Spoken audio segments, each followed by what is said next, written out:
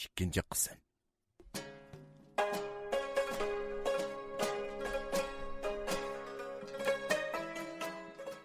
Mal'un tugmanchini qizining qo'lini tepishga buyuribdi. Tugmanchi paltini egiz ko'tarib, qizining qo'lini chapmoqchi bo'ptikan, ammo paltining bisi qayrilib ketib, nachira chapqan bo'lsa-mu, qizining qo'lini hech nima qilolmabdi. Buni ko'rgan Alvasti qattiq terikib ketib, tugmanchiga: "Men yana kelaman. Uningga qizingning badandagi anbar purqini yo'qot." Yeliqi Mal'un shundoq deginicha tutunga aylanib ko'zdan g'oyib bo'ldi. Mal'un ketgandan keyin tugmanchi ko'p o'ylanish orqali oxiri qizi uxlab qolganda uning ikki qo'lini beg'ishidan kesib tashlabdi. Ertasi tong saharda Mal'un 3-chi qitim yana keldi. Lekin tugmanchining qizi o'zining shum taqdiridan hasratlanib, ota-onasiga ko'zi qiymay o'ksib yig'lashga boshlabdi. Ko'z yoshlari uning uzilgan beg'ishiga yiqibdi. Buni ko'rgan Mal'un tugmanchiga debdi: "Sen haqiqatan lavzingda turadigan odamzod kelsa, sana qo'l qo'ydim. Biroq qizingning qo'lining beg'ishi bo'lmasa, endi men qandoqmi bir cho'loq bo'lib qolgan meyib qizni elib ketib, xotinlikqa olaman. Men hargizmi boshqalarning masxarasiga qoladigan ishni qilmayman." Mal'un shundoq debdi va ketib qoldi. Mal'unning ketganligini ko'rgan tugmanchi intayin hayajonlangan holda qiziga shundoq debdi: "Oma qizim, meni kechirgin. Qarab turib, seni meyib qilib qo'ydim. Biroq buning badaliga biz nihoyat ko'p boylikqa ega bo'ldik. Bundan keyin biz shaharga kirib, podshodek yashaymiz. Men seni bir umr ahdib olib boqaman qizim." Bo'ladigan ish bo'ldi dada. Biroq men endi sizlar bilan bu yerda birga tursam sizlarga yuk bo'lib qolaman. Shunga men bu yerdan ketaman. Balki menga ish chaqirtib yestashti qiladigan biror odam uchrab qolar. Men ehtiyojli narsani berishim mumkin. Xo'sh, dada apa, omon bo'linglar. Qiz shundoq deginicha dadisiga birdan qarab turgandan keyin cho'loq bo'lib qolgan qo'lini yangining ichiga yoshirib, uydan ayrilib yo'lga chiqibdi. Qiz shu mangancha uda 2 kecha kunduz yo'l yurgandimi, mo'l yurib, 3-chi kuni tong shapqi atrofni qiziliqqa purkaganda bir podshohning kang ketgan chorbiqning oldiga kelib, bog'dagi mevalik daraxtlarda tong quyoshining nurida marvoyatdek chaqnab turgan rengarang mevalarni ko'rib, hayajondan o'zini tutolmay qoldi. U xushalliqida boqqa kirmoqchi bo'lib minibdi. Ammo bog'ning faqat 2 kirish ig'izi bo'lib, birinchi kirish ig'izi shoh hurdisining ichida. Ikkinchi kirish ig'izi bo'lsa, cho'ng bir daryoning o'ttirsida ekan. Qiz har qanday qilib boqqa kirmay ko'ngli intayin yerim bo'ldi. Chor boqqa kirmay yo'lini davom qilay desa, uda 2 kecha kunduz og'ziga giyohchog'liq bir narsa sanmay, ya bir narsa tutib yemay, qo'sqi ichib, bakmo holsizlanib ketgan ekan.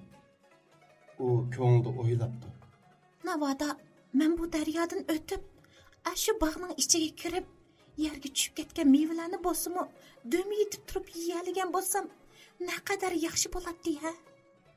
O'zim bir narsa tutib yeyolmay, mushundaqla ochliqdan o'lib ketarmanmi? U daryo bo'yida tizlanib o'ltirib, unsiz yosh to'kibdi. Tuyuqsiz bulutlar orasidan bir parizod layligandek uchib kelib, qizning oldiga tushibdi va chehridan otash nurlarini chaqnatib turib, mundoq debdi: Ko'nglingizni yerim qilmang, ma'sum qiz. Men sizga yordam qilg'ili keldim. U shundoq deginicha qo'lini daryoga qaratib birli silkigan ekan, o'rkashlab yiqayotgan daryo suyining ustida Hasan Husaynga o'xshash bir ko'rik paydo bo'ldi. Qizchaq ash ko'rikdan bemalol o'tib, bog'ning kirish eshigi oldiga keldi.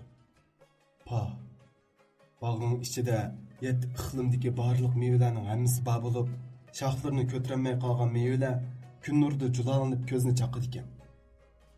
Parizod qizni boshlab bir tub behidarxining yoniga kelib to'xtabdi.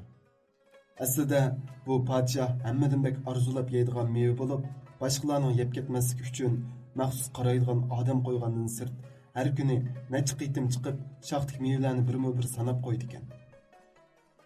Şuna padişahның ordusida hech kimmi bu meyveni yeyish emas, daraxtning tuyiga kelishgimi jur'at qilolmaydi ekan. Aslida Parizat qizchaqni dal mushu atvorliq mevlik daraxtning yoniga boshlab kelgan ekan. Shuning bilan qizchaq daraxtning oldiga kelib, shaxt sangilab turgan beyidan birini tishlab, qo'sqini ostoda astarlabdi. Lekin buni bog'van ko'rib qopdi. Bog'van tuyuqsiz paydo bo'lib qolgan bu qizning naq o'zini tutib olmoqchi bo'lib, oldiga bir qadam opdi-yu, lekin puti yerga chaplashib qolgandek midir-sidir qilinmabdi. Vaqirab haydab etmoqchi bo'ptikan, suvani chiqmabdi. Buningdan to'limi hayron bo'lgan bog'van atrofga aloqasat bo'lib qarab o'tib, ushtum-tut bir tup nashbit daraxtning to'yida turgan Parizatni ko'rib, turgan joyida qoqqan qo'ziqdek jimmida turib qopdi. Qizchaq bir tal behin yap bo'lib, yana boshqa meyvelarning qishig'i berib, har qaysidan bir taldan ig'iz tegib, qo'sqini to'qlabdi. Ondan Parizatning hamrohligida bog'dan chiqib, yaqin atrofdagi bir o'rmonlikqa kirib, o'rmonlikning ichkarisidagi bir yog'och uyga mo'ktirib qo'yib ketib qopdi. Ikkinchi kuni atdiganda bog'ning egisi bo'lmish podshoh chorboqqa kirib behini sanab degan birisi kam chiqibdi. Darg'azab bo'lgan podshoh bog'vandan mevaning nimishqa bir tal kamlab ketganligini, rost gap qilmasa darg'a osidganligini debdi. Bog'van podshohning g'azab qilishidan qo'rqib turib javob beribdi.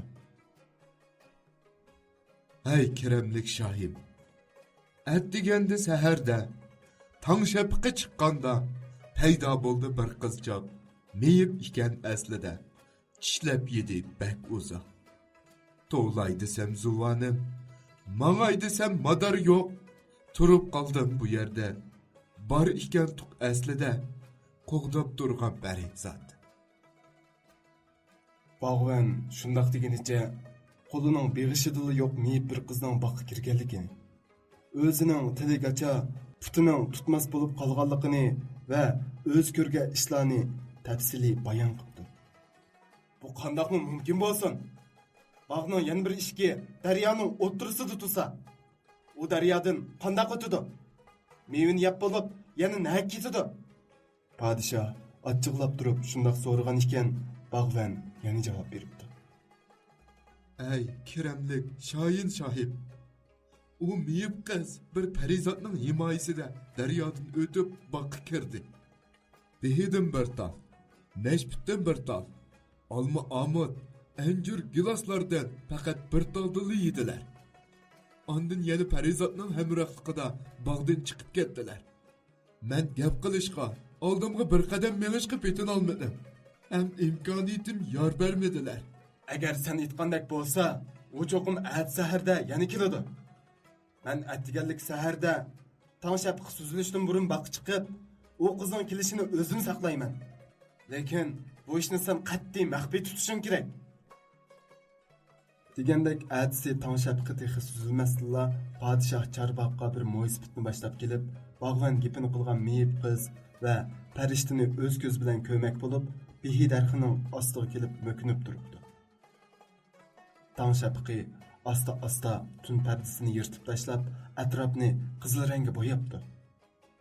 Dal shu chog'da bir qiz uyoq bu yoqqa qarag'anicha o'ttul behi darxining yindiki bir tup olmaning yiniga keldi. Shaxt sangilab turgan bir tal qip-qizil olmani yemak bo'lib, og'zini ichib turishiga mo'ysbit mo'kinib turgan joyidan asta chiqib, qizga yiqilishibdi va qizdan so'rabdi. Aytqana, hey güzel qiz, sen zodi Parizatmi yoki odamzodmi? Parizat bo'lsang, osmondan tushdingmi yoki panaydan keldingmi? Odamzod bo'lsang, qayerdan kelding? Bova, so'zimni anglag'ayla. Men Parizat emas. Men faqat hech kimning nazari tushmas, bechara meyib qizdirman. Jinimni patrug'idek yer topolmay, taqdirning qismati bilan qo'rsiqimni to'yg'izish uchun bu yerga kelib qoldim. Beso'roq meva o'g'irlab yeganimni kechirgaylar bova. Qiz to'limi tuvanchilik bilan egilib salom qilib shundoq debdi. Ham ko'zidan taram-taram yoshlarni to'kibdi. Bu chaqda Parizat bir qushqa aylanib, podshoh mo'kinib turgan behi darxining ustiga qo'nib olib, qizni muhofazat qilib turgan ekan. Behi darxining ostida turgan podshoh husni jamolda kamolatga yetgan. Adab axloqligi, bilimlikligi mana men debla chiqib turgan bu qizni bir ko'ribla oshiqi beqaror bo'pti.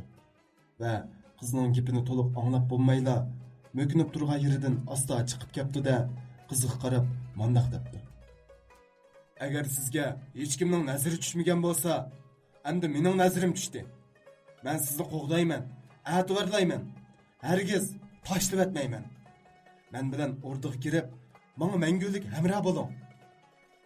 Debdi va qizni boshlab o'rdiga ilib kiribdi.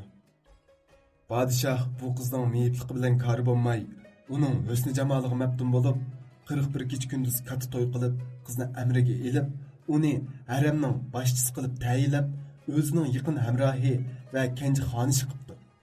Joy-joylarga jakocha avatib, kimni-kim kenji xonishga burjib qo'l yasab bersa, shu kishiga umrining oxirigacha yetib oshqudek tugmas mol dunyo berdiganligini jakarlabdi.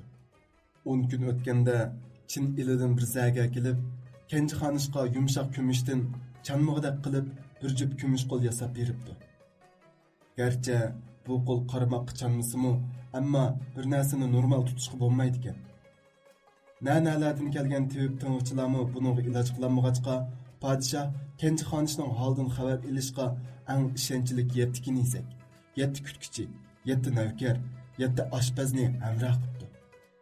Qizmi podshohga cheksiz ixlos qilib, o'zining oq ko'ngilligi, ishchan, tirishchanligi bilan o'rda ahlining olqishiga va yaxshi ko'rishiga erishibdi. Oradan 1 yil o'tgan kunlarning birida podshoh vazir huzuralari va yaramliq ovchilarni agashtirib, yiroq bir yerga shikarga otlanibdi. Podshoh yo'lga chiqishdan burun boshqalarga ishonch qilolmay, faqat xon onasiga iltijo qilib, mundoq debdi. Pasibonim xonona, men yiroq bir joyga shikarga mangdim. Balkim bak uzunda qaytib kelishim mumkin. Men kelgicha kenji xonishning holidan obdara xabar olg'aylar. Navada kichik xonish yengib qolsa, mayli qiz yoki o'g'il bo'lishidan qat'iy nazar, uningga obdan qarab, menga tizdan puchur yetkizgaylar. Xo'sh, mehribonim xon ona, men kelgicha omon bo'lg'aylar.